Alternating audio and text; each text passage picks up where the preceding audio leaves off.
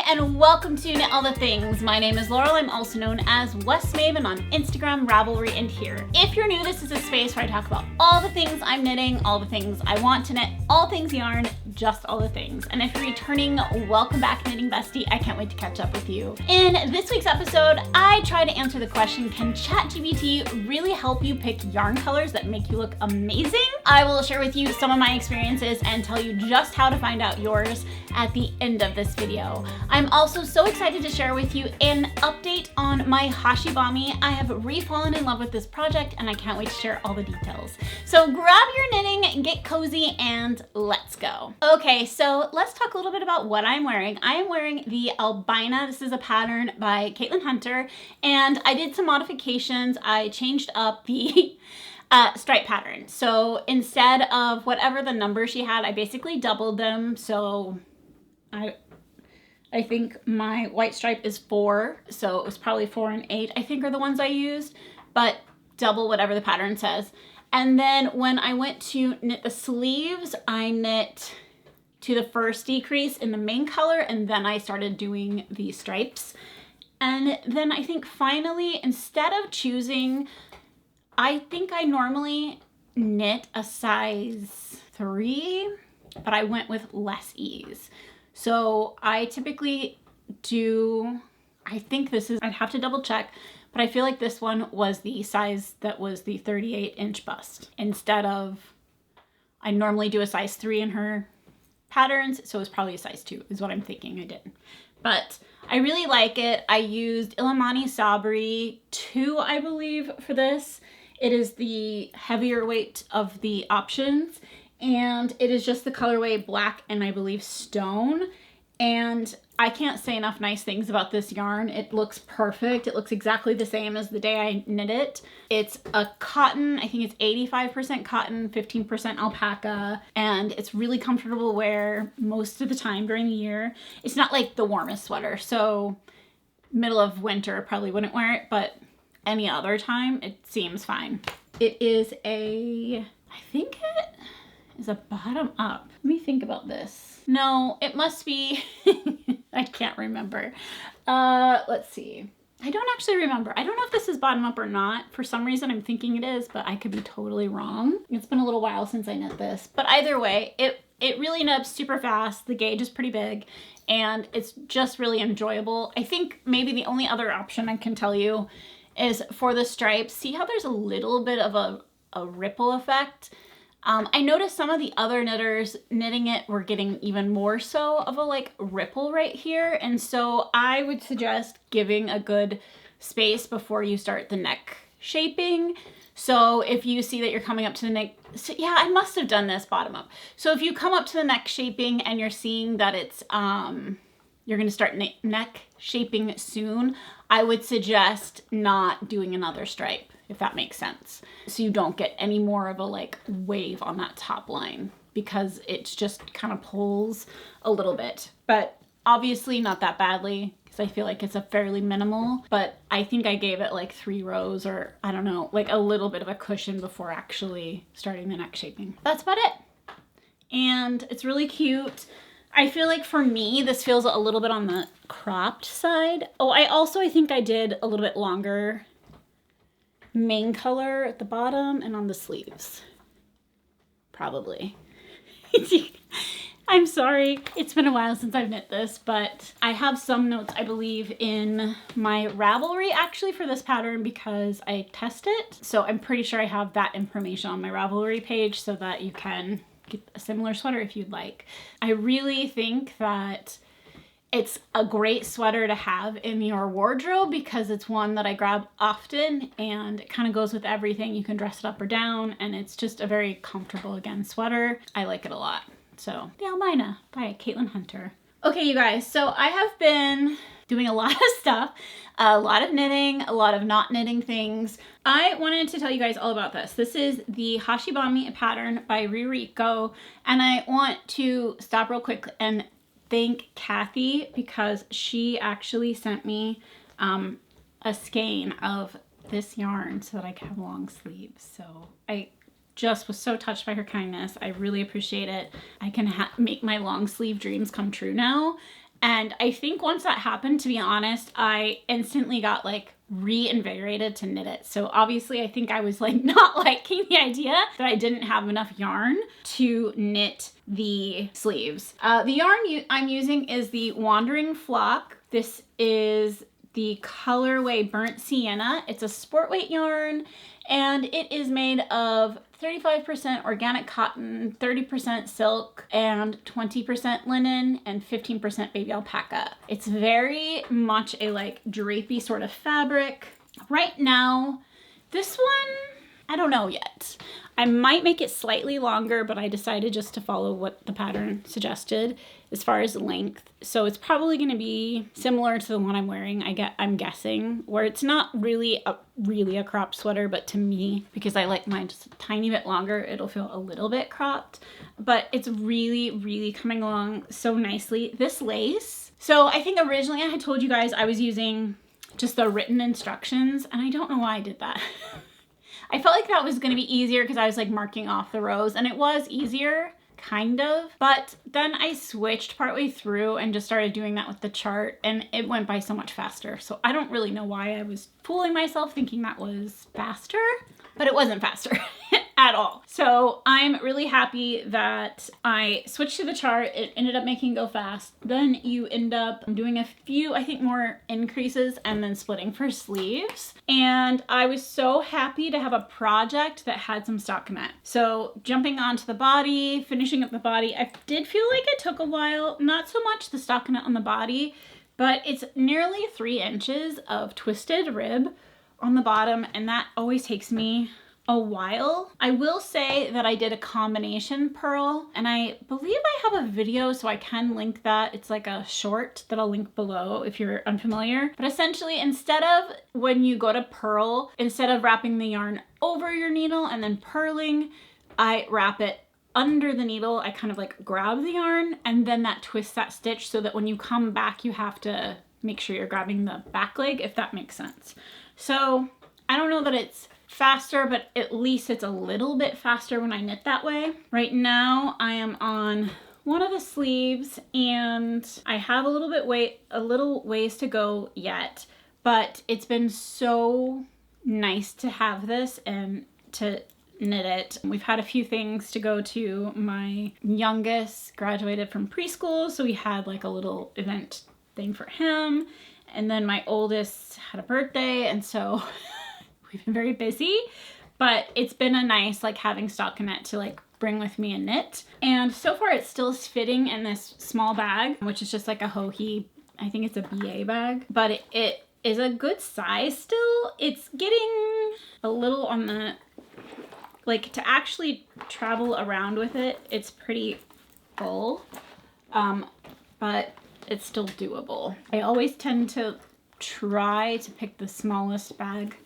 that a project will fit in so that it is less bulk, I guess, to drag around with me. So this is as I said, a lace pattern. You then do some short rows shaping in the back to bring up the back neck a little bit, and then you split for sleeves.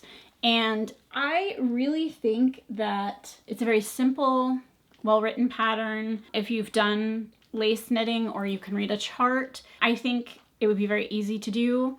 Even if you can't read a chart, because she does have the written directions there for you, you could do it. So I really think that it's nice pattern. I'm really excited for it to get done. It's gonna probably be a little bit on the warm side to wear it, but I probably will try to wear it anyway. Today in Portland is colder and it's really rainy today, so I'm able to wear a sweater, and I assume another day like this I could wear it. So I'm just trying to get it done because I'm really excited. And I love Sleeve Island. I feel like it goes by really quickly, especially having just finished the body. Like, you see a lot more quicker progress when you are knitting it, and I'm really enjoying that. The yarn, I think I talked a little bit about last time, but I really think the sweet spot for finding a cotton yarn that I like is having a little bit of that alpaca in it. I feel like the alpaca makes it just soft enough where you are not feeling like you're knitting a rope, and it kind of gives just enough drape where the fabric feels really good when you're knitting it. I did steam block this a little bit just to like get a little bit more of an idea because the lace was a little bit more scrunched, if you will. And I really think that helped me kind of visualize. I also think it's a good idea, especially with lace, to give it a little bit of a steam before you try it on, just to give yourself a little bit of idea when you're trying to figure out like how it's going to fit. I think that it will still, when I wet block it, really open up even more than it has. And I think that will be good because right now it's fitting nicely. It's not negative ease, but it's also very little positive ease, I would say, on myself right now, which is not something I normally go for a little bit oversized, but I was thinking even with this one, it's not as much ease as I would normally do. So I'm kind of, I think, playing around with ease lately to see if I can find like the perfect fitting sweater. Oftentimes, I always err on the side of bigger because I don't want to ever make a sweater that's going to be too small and I won't be able to wear. But I still think that if you make a sweater and it's too big, it doesn't look as nice or elegant as it could also. So I should just have faith in my swatches and know it will be okay. I'm working on it. I'm working on it. I have been on the fence about this color on me. I like the color itself, but I don't know about it on me in particular. It's a little late for that now, and I will wear it even if it's like not the most flattering color. I do think because I think how I picked this color out, to be honest, at the time this was the darkest color that Wandering Flock offered, and I really don't think that pastels look that great on me. So I was trying to avoid the pastels, which she's so well known for, and I do have a sweater out of one of her pastel yarns. And while I love the sweater, it isn't one that I gravitate towards as much because it is so light. So I was going for this color as like the darkest option, but I still don't know that the orange really is my friend or not. So that is the Hashibami pattern by Ririko. I think, just in case you've caught a glance at this, this is the last of, I think, the second ball of yarn. And so I was just like tucking it away in case I wanted to change up the hem at all. I do think that if I decide to make this longer, I will do some sweater surgery instead of unraveling and just pick up, like, cut off the twisted rib so I don't have to do it again and add more length to the body if I go that route. But having tried it on recently, it seems like it's gonna be okay and I won't really have to worry about it being too short. So we'll see. But that's that. I'm really liking this sweater. Like, I had so much fun knitting it. I didn't think that I was that big of a lace knitter. I've knit the Love Note by Tin Can Knits and the Ranunculus by Midori Hirose. And I feel like the only other lace one that I've knit is the Effervescent Pullover by Amy Sher, which I think is my favorite lace of all of them. And the only reason, that's the other Wandering Flock sweater that I have, and it's just so much lighter that it's a bit, I think, washes me out. But I didn't realize I was enjoying knitting lace as much as I did with this project. And I'm actually in my head looking for more lace projects because I did have so much fun with this one. I'm so much more used to doing like stripes or colorwork yokes or, you know, drop shoulder or whatever, that I just don't come across too many lace patterns that I gravitate towards. But this one was so elegant looking and I really wanted to knit it. I think it does really well with the yarn. I think the stitch definition is really beautiful and it really just is so pretty. I believe, I hope I don't get this wrong, I don't have it in front of me, but I believe Hashibami is birch, perhaps? It is a plant, but in my head, I'm feeling it's birch. If I'm wrong, I'll put it on the screen. But I really like it. I think Ririko makes some beautiful patterns and I really can't wait to knit another one of her patterns. So again, that's the Hashibami by Ririko. Now, other things that I have been doing in the meantime. I had a wild hair and I decided that I was going to try to mend a bunch of denim, and I hopefully have a couple of pictures. But I really had a lot of fun doing that. I haven't had my sewing machine out since I made Halloween costumes for my kids. And so dragging that out and having just like a little small project to work on, I really towards the end was like looking for other things to mend. I was like having so much fun with it. So I just thought I would share that with you because it was like just a little like creative outlet, something different, something that's more, rather than trying to make something new, I'm trying to preserve something that I really like and want to continue to wear. And then the other thing that I was working on in this time period was balloons. So as you guys know, each year for my kids' birthday, I blow up a ton of balloons and put them along our stairwell. And so I did that for my oldest, and I feel like they turned out really well. My husband commented that he thinks they're getting bigger each year, which I thought, no, not at all. And then I saw a picture from the first time I did it, and I guess he's right. So anyway, I have a lot of fun doing that, but that's kind of taken up a lot of my like mental space. And then the other thing that's really distracted me and made me kind of excited and want to share with you guys was that I know I saw something somewhere a while back that somebody looked up their color, meaning their spring, summer, winter, autumn palette that I feel like is pretty popular right now on ChatGPT. And so I thought, okay, let me figure this out and let me share with you guys what I have found out and make this knitting friendly or fiber friendly, because crocheting, fiber, whatever, you can use this. So I thought I would share what I have learned with you guys. So first of all, things that you need to know. I will send out all the instructions for this and the links to everything I use in my newsletter. So if you're interested, there is a link below this video to join my newsletter, and that will send you the instructions on how to do this for yourself. And each time that I release an episode, you will also get links to all the patterns I talk about and yarn I talk about, etc. It's not spammy, it's more just to share rather than having you have to find these links later. So if you're interested, make sure to sign up for the newsletter. So here we go. What I found out. Can ChatGPT really help you pick yarn colors and help you figure out your color palette that would look best on you? So I have mixed feelings about this, and I'm going to explain to you why.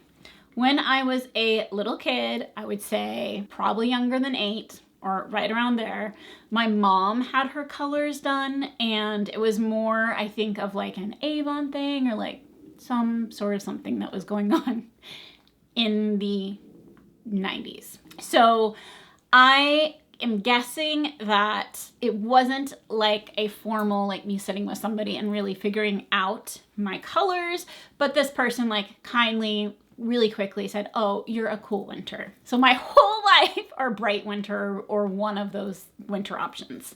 So my whole life I have been going like, I'm totally winter, like I only wear jewel tones, only black, you know, all these things. And so I type in to ChatGPT this prompt, which will be in the newsletter, and ask, like, submitting photos and the hex codes, which will be the second part that I will send with you guys with the email, my information, and asked, what season am I? So my answer back was cool summer. And cool summer, if you're unfamiliar, as I was, because I thought I was cool winter, is that you have a cool tone to your skin. You're not like overly peachy, and you look better in cooler colors. So that means for me that it's not the harsh jewel tones that I have been always thinking, but it's like a friend to those. So it's like the slightly muted version of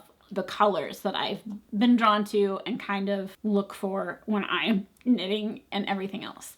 So I also went a bit further, and you can share pictures of your stash with ChatGPT after you've done this like color palette thing and ask like, can you make suggestions in my stash on, you know, color combinations, etc. that will look nice on me, and it can pick out those colors. You can also submit hex codes, which again, I will tell you how to do, of the colors, which is basically the computer number for the color that you're seeing. So you can, it's a 6-digit letter number combo, and it's representative of a color. So you can submit that, and it can also give feedback. For example, this color I asked about because I was like, well, I'm trying to do this color and I feel like it's not the most flattering on me, but here we go. So I submitted the hex code for this color combination, and its response was that it's a muted medium coral. It has warm peachy orange undertones and is leaning more to a soft autumn or a warm spring. So it said it's not my best shade. It's a bit warm for me. It also kind of, it's not a big fan, but that's okay. It gave me options, which I thought was helpful because I don't like just being like, this isn't a great color on you. It doesn't say like how I can make this so much, something I could be a little bit more wearable.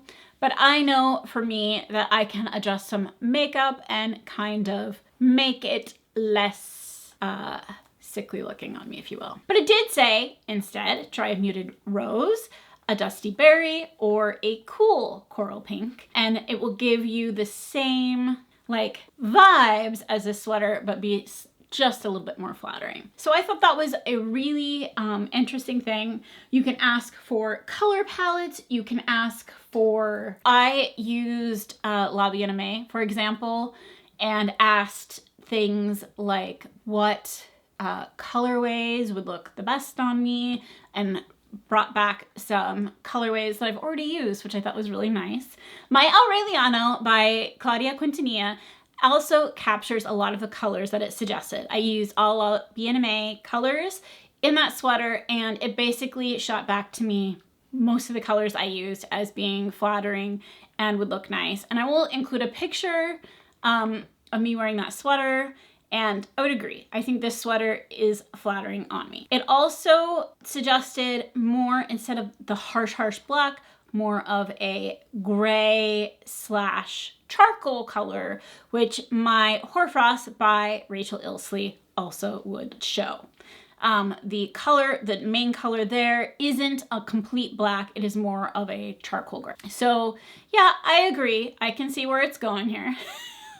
I'm still on the fence because I still feel like, depending upon my hair color at the moment, is a bit lighter, and so I feel like taking that into consideration, it did definitely pick a more appropriate color palette.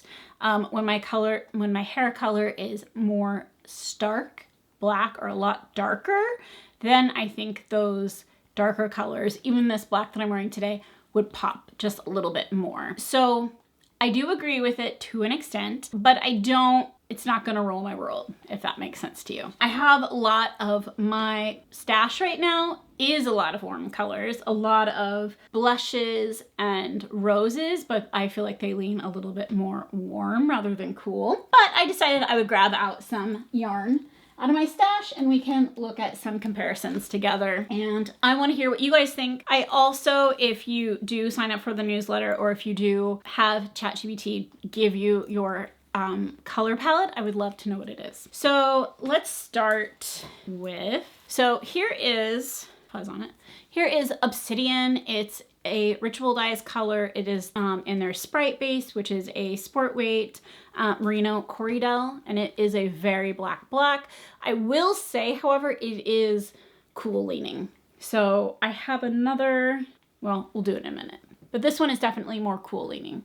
So this is a very stark difference in my face, but I also have this Squish DK by Spun Right Round, and it's in their almond color, which I would say is a nice, like, cool charcoal. And the difference is quite a bit different. Like, this one, definitely sharp difference. This one, a little bit less less stark of a difference, if you will. Colors that don't look great on me would be Jinju by Albina. I love this color, but I agree. It's not maybe my best colorway. But I could take this pretty stone color and it's going to be a lot better choice for my coloring. And then one option that it told me I looked nice in was Winterfell by Albina, which I happen to have a skein here. And then I thought this would be an interesting one because to me, this is a very cool kind of brown tone. And the colorway is, I think it's Moria. And I think this one would also be a nice substitution for my like stark black that I really love. So I just thought it was interesting to try a couple of different colors.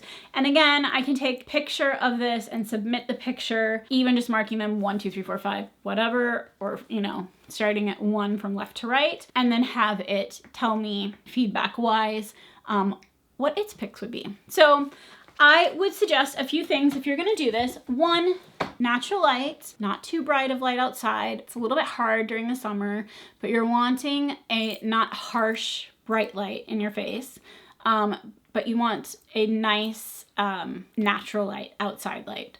2, no makeup. This I feel like was interesting for me because my natural un-makeup face, I have a lot of freckles and I have a lot of pink tone to my skin, and I feel like that can overwhelm and come across a very pink.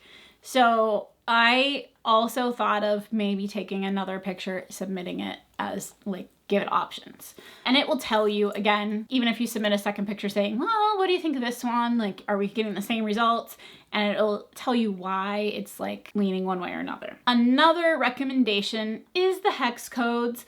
I selected an option that I thought would be easiest to use. There's a lot of options out there. You can Google it and upload a photo and select different spots of the photo and it'll tell you. But I found one that's free, that stays in your browser, meaning it's not like keeping that photo that you upload, if you will. So I selected that one as an option for you guys, but it's really interesting. And I thought it was really fun. You can also ask it like, tell me some yarns that would be nice, like great choices, and it will give you some options. So I thought this is a really fun way to use ChatGPT, and I really think that obviously there's a lot of uses for it, but this one I just thought was a fun, playful way. I'm so curious if you guys do your colors, if you agree or disagree, and we'll see. Maybe I will let it pick my colors for my next project. Who knows? But we'll see. So please tell me if you guys decide to use this for your next project, and please comment below what your color palette is because I am insanely curious. I love finding these things out. So please comment below. That is about all of my knitting I have today. Again, like I said, it's not a very heavy. I've spent a lot of time on this sweater. I'm really excited. Hopefully by next week I will have it done and ready to share with you guys. And I have had so much fun with this little project. So I want to hear what you guys have to say. Please also stay tuned. I am working on another pattern roundup video that I'm really excited to share with you guys. So keep an eye out for that. If we are not yet knitting besties, please make sure to hit the subscribe button and please like this video. It tells YouTube that other fiber enthusiasts like yourself enjoy this type of content. Until next time, make some yarn magic. Bye!